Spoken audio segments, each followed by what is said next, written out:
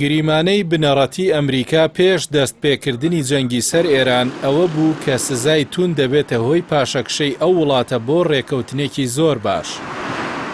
هەڵسەنگاندنە هەواڵگریەکانی ئەمریکا و ئیسرائیل دوای ناڕەزایەتیە نێوخۆیەکانی ئێران و جەنگی 2025 گەیشتنە ئەو بڕوایی تاران لە لێواری داڕوخاندایە. ئەم هەڵە خەمڵاندنە وای کرد سەرۆکی ئەمریکا لە داواکاری بۆ سنووردارکردنی پرۆژەی ئەتۆمیەوە بۆ ڕادەستبوونی تەواوەتی ئێران و کۆتایی هێنان بە بەرنامەی موشەکی تێپەڕێنێت. واشنتۆن پێیوا بوو بە گورزێکی سەربازی کورتخایەن کە سەری سەرکردایەتی تاران بکاتە ئامانج دەتوانێت بە کەمترین تێچوو گەورەترین دەستکەوت بەدەست بهێنێت. بەڵام بە پێچەوانەی ئەمە ئێران لەگەڵ بەرگری بەهێز بە داخستنی گەروی هورمزیش زەبرێکی کوشندەی لە ئابووری ئەمریکا و جیهاندا. ئەم شکستە استراتیژیە وای کرد ترامپ تێبگات کە بەردەوامبوونی جەنگ دەبێتە هۆی بەرزبوونەوەی گەورەی نرخی وزە و تێکچوونی باری گوزەرانی هاوڵاتیانی ئەمریکی. ئەمەش ڕاستەوخۆ دەبێتە هۆی شکستی حزبەکەی لە هەڵبژاردنەکانی تاقیکردنەوەی نیوەیی کۆنگرێسدا لە تشرینی دووەمی مانگی 11 ئەم ساڵدا.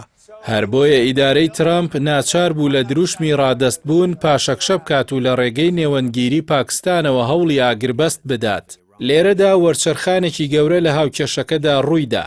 کارتی سزاکان کە پێشتر بۆ ڕاگررتنی پرۆژەی ئەتۆمی بەکاردەهات.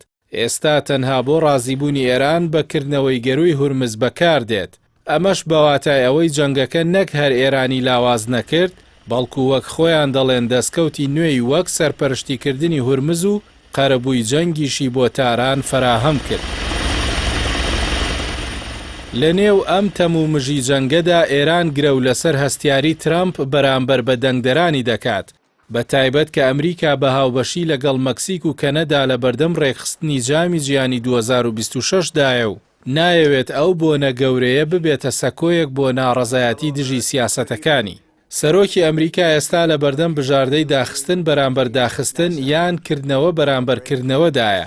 واتە ئامادەیە بەشێک لە سزاکانی نەوت لا بدات تەنیا بۆ ئەوەی ڕێگەی کەشتیوانی بکرێتەوە.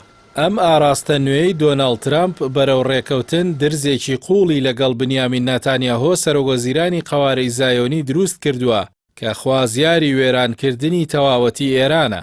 هەرچەندە ڕاوێژکارە نزیکەکانی وەک جاریت کۆشنەر پاڵپشتی لە داواکاریەکانی ئیسرائیل دەکەن، بەڵام ترامپ ناچارە بەرگری لە بەرژەوەندیە سیاسیەکانی خۆی بکات. بۆ ترامپ شکست لە هەڵبژاردنەکان یان نەمانی لە دەسەڵات تەنیا مانای دۆڕانی سیاسی نییە، بەڵکو بەهۆی دۆسیە هەستیارەکانی وەک ئیپستاین مەترسی گرفتی بابەتی دادگایی و زیندانیکردنی لەسرە. بۆیە ڕێککەوتن لەگەڵ تاران و هێورکردنەوەی بازار تاکە ڕێگەی ڕزگاری ئەوە بۆ پاراستنی خۆی و کورسیەکەی، تەنانەت ئەگەر ئەمە بە مانای قبوڵکردنی ئێرانێکی بەهێزتر لە ناوچەکەشدا بێت.